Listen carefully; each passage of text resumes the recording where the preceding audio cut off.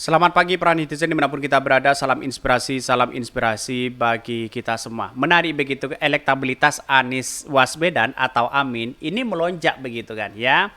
Dari salah satu pengamat yang sangat luar biasa ya, bahkan ya berkat sosok kuat ya Caimin ya dinodai ya diidolai oleh pemilih PKB ini menjadi potensi yang sangat luar biasa.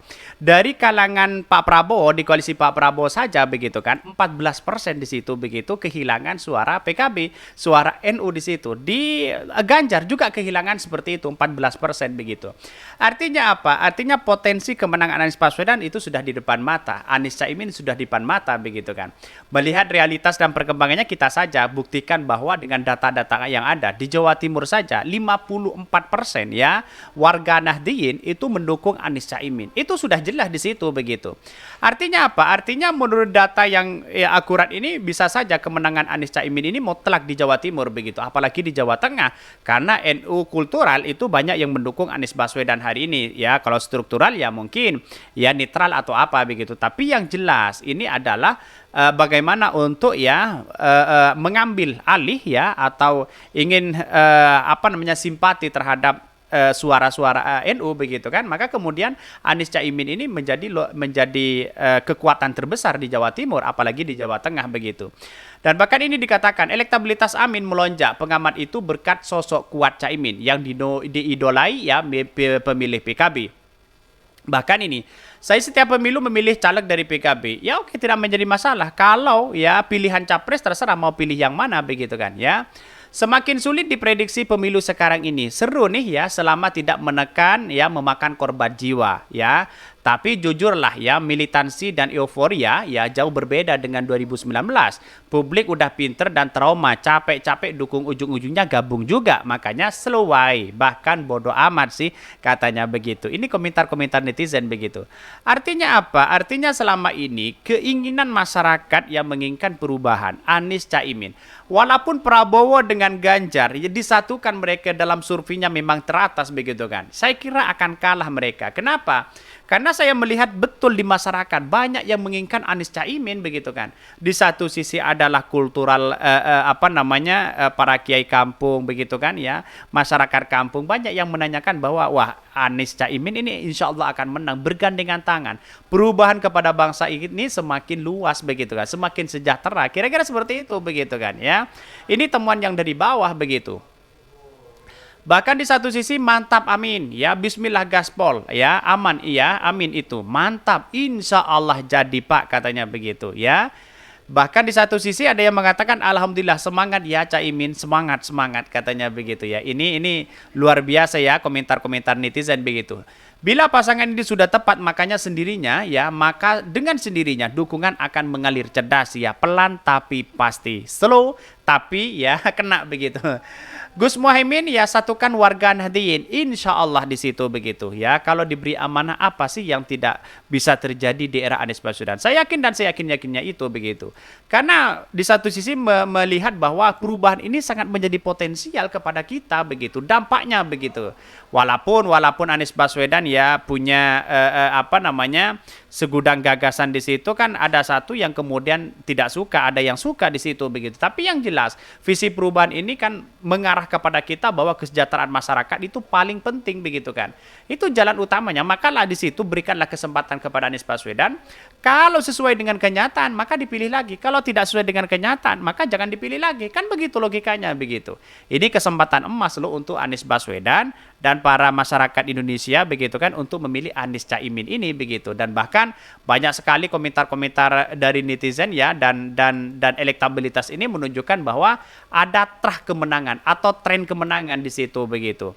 Bahkan ya elektabilitas Anies Baswedan ya melonjak. Pengamat mengatakan ya ini berkat sosok kuat Caimin di PKB di situ begitu.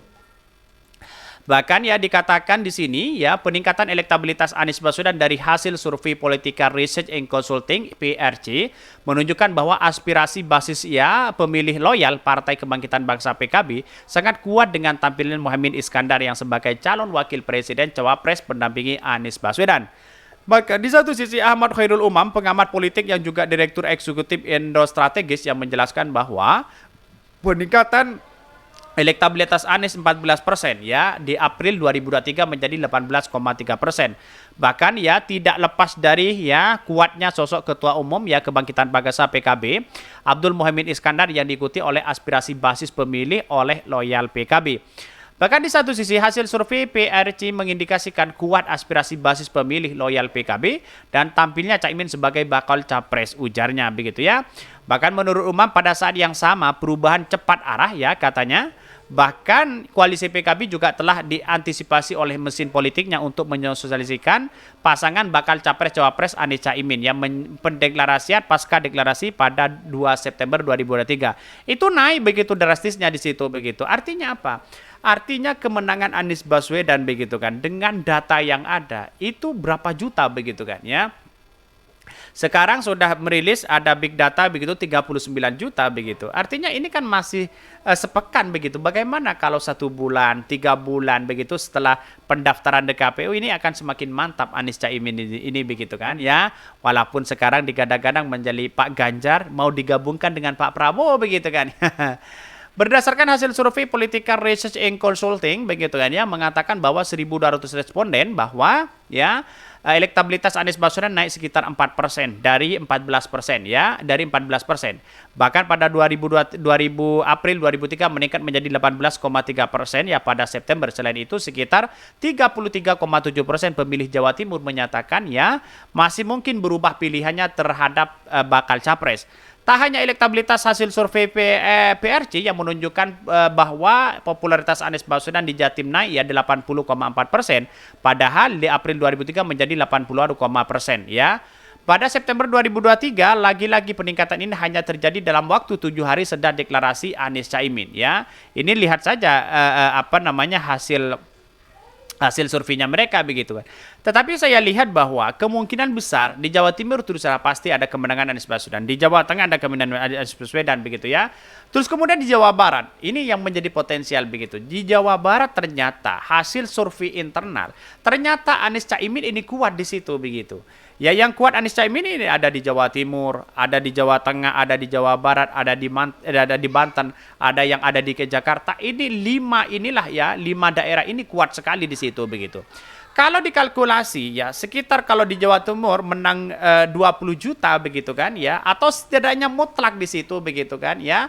Atau di Jawa Tengah menang 10 juta begitu ya, di lain menang 10 juta, di daerah-daerah yang lain ya imbang begitu. Saya kira ada kemenangan mutlak di situ. Bisa saja menang 1 putaran karena politik kita kan dinamis di situ, tidak menentu begitu ya.